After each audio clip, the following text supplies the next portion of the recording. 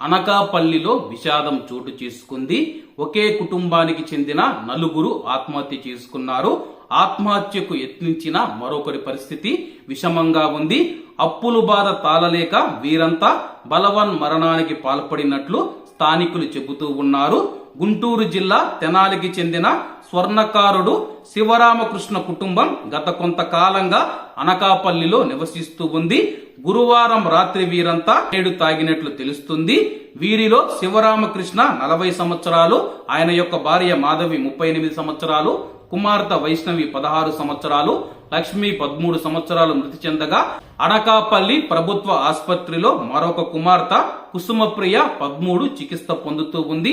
ఈ ఘటనపైన పోలీసులు కేసు నమోదు చేసి దర్యాప్తు చేస్తూ ఉన్నారు.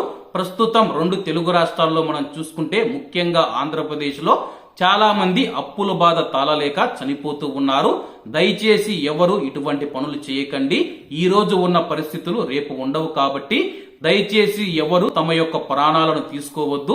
ఒకే కుటుంబానికి చెందిన నలుగురు ఇలా చనిపోవడం చాలా బాధాకరం. వాళ్ళ యొక్క ఆత్మకు శాంతి కలగాలని కోరుకుంటూ, అలాగే ఆంధ్రప్రదేశ్ మరియు తెలంగాణలో ఉన్న తెలుగు ప్రజలు ఎవరైతే ఉన్నారో ఏదైనా సమస్య వచ్చినప్పుడు దాన్ని ధైర్యంగా మనం ఎదుర్కోవాల్సి ఉంటుంది.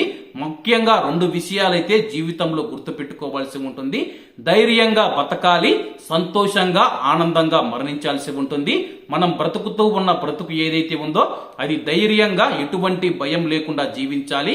అలాగే మరణం వచ్చినప్పుడు సంతోషంగా ఆనందంగా వెళ్ళిపోవాలి. కానీ ఇలా మన యొక్క ప్రాణాలు మనమే తీసుకోకూడదని చెప్పి ప్రతి ఒక్కరిని కోరుకుంటున్నాను.